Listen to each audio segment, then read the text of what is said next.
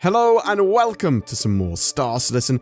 We've got a Squadron 42 report for you, which is the single player of Star Citizen. It's now feature complete, which is awesome, which means everything's going into the polishing phases, and a load of the features from Squadron 42 are being brought in to the persistent universe over the next 12 months, some significantly sooner than others. I suppose it's worth mentioning that a lot of the stuff, although is in its polishing phase for Squadron 42, is not entirely finalized. This is also a sister report to the Star Citizen Persistent Universe report, which you could go check out as well, which goes over a load of juicy information and development infos that Cloud Imperium have been working on over the last couple of months, and what they're focused on now. Gameplay features. They spent time towards the end of the year looking at what was needed to implement some of their Squadron 42 features into the persistent universe, including additional requirements not needed for the single-player campaign. Most features are moving over smoothly, though the new mobiGlas requires work to support existing apps not found in Squadron 42, because obviously there's a lot of stuff in the persistent universe which Squadron 42 does not have. The star map is currently being polished. Really excited for the new star map. It is one of the most needed features in the persistent universe by far. I'm getting a functional, very good, easy, ergonomic to use star map. There's a load of fixes, there's labels for that, there's better transitioning between the solar system and minimap views. This was adapted to work well on a 2D vehicle multifunction display screen, which will need to support multiple solar systems when Pyro comes online. There were also developments using minimap rendering inside the star map holosphere for the new landing UI, so players can see the walls, floors and ceilings in their ship's radar when coming into land. The character customizer was polished, including better rendering for the head library grid.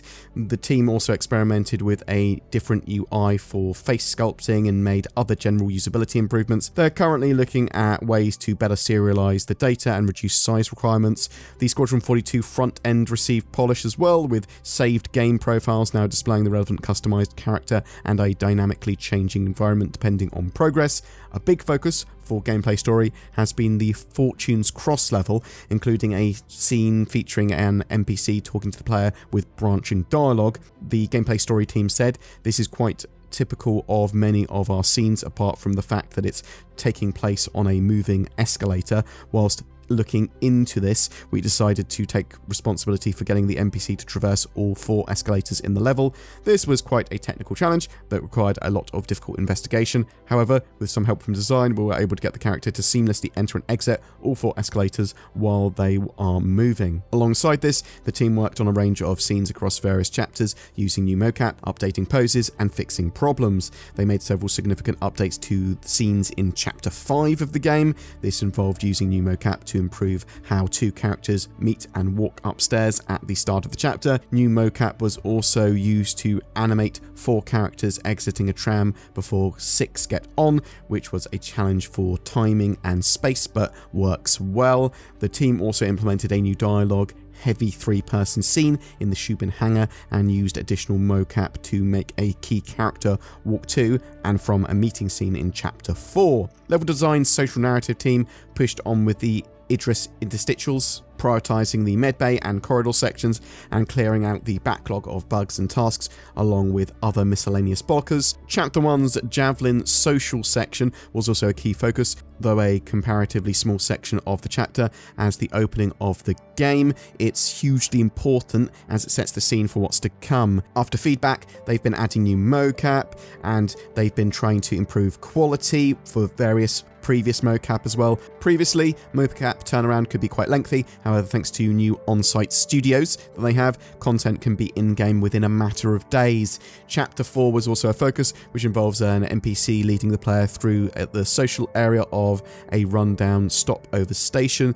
There was also a concerted push on Arkan Station, which has hundreds of background crew going about their daily business. This involved collaborating with the AI content team, who have been striving to make the AI in these sections as convincing as possible. Narrative continued to define the collectibles that will be scattered throughout the levels. Some of these are a little more involved than others, but the team synced with design and art to understand the number and placement of various objects. They said as more and more content makes its way into the game, reviews of various levels with the other teams will be important to make sure the intended tone is coming through. The social teams have been focusing on larger social areas lately to make sure they feel populated and alive. VFX continue to provide effects support for a variety of locations, as well as some key cinematic sequences. They also continue to fine-tune water, including underwater effects. Animation teams worked on player skill level animations, such as takedowns, vaulting, mantling, and exercise,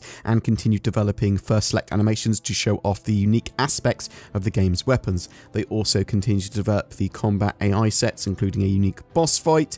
The social team worked alongside level design to add life across the chapters, which was supported by the mocap team. On the facial side, the devs continued to develop facial content for the cast characters and combat and social AI that drive the narrative. AI features continued to develop a key combat encounter by improving locomotion and simplifying weapon firing to use the same subsumption control nodes as human AI agents. Vandal combat encounters were also iterated on, with the team fixing issues with enemies entering combat and moving into melee range. They also implemented Vandal death animations using retargeted core directional human animations, which were then further polished. The Vandal execution takedown window was improved and telegraphed correctly to ensure players have the opportunity to escape. A range of other combat areas were also worked on too, including changes to the tactical target query system, which can now spread targeting across a group but prioritize the player. A new cover tactical position query term was finished, allowing non-line of sight cover posture queries, and the system has seen several bug fixes. Tech debt work was done on firing validation to ensure that it is going to better encapsulate the debug renderer improvements, while synced melee attacks were connected to the AI melee combat system, so they follow up attacks and that can be data driven. This is used in a boss encounter to drive a follow-up synced weak attack if the previous one fails. For AI features, the team implemented a new invulnerability system to allow AI to take damage, but not to go below a specific threshold. This is used to script the various damage-induced stages of a boss fight without making the character completely invulnerable. Boom! That's it for your Squadron 42 updates today. So, we don't have a date for Squadron 42's release yet. We do know that it's feature complete. We do know that they're bringing in a load of the features into the business universe this year. Hopefully, later this year, we will get a release date for Squadron 42. They'll again then go, it's at the end of the year, or it's in 2025 at some point. Obviously, a lot of the work at the moment is sort of polishing up mocap and making the game look awesome and be this great cinematic experience, and I'm really looking forward to it. And I'm also looking forward to all of those new features coming into the Persistent Universe, like the star map, like Mobiglass updates, like a load of AI and NPC updates. Really interested to know when you think Squadron 42 will actually be released. I'm interested to know if you're excited about any of those features coming to the Persistent Universe. Whatever your questions or thoughts, though, I'd love to hear from you in the comments below. The giant ape climbed the skyscraper, swatting at helicopters that harassed him. You look up at the massive 50-foot creature of muscle and hair. He's got you firmly in his grasp. Any more pressure and you'd snap like a twig. He brings you to his mouth, and then you realise you should have got yourself nordvpn.com/BoredGamer. It would have provided you security and anonymity, preventing the great ape from finding you, but also accessibility to some of your favourite shows. Check out the links below for a massive discount and to help support the channel. Talking about supporting the channel, you can help by pressing that join button under my videos, or even becoming a Patreon with the links below again. That goes a long way to helping us make daily Star Citizen content. A massive thank you to everyone that does that already, or supports the channel in other ways like commenting, liking, and sharing videos. We are just about to hit 200,000 subscribers, which is awesome, seeing we are a niche Star Citizen dedicated channel.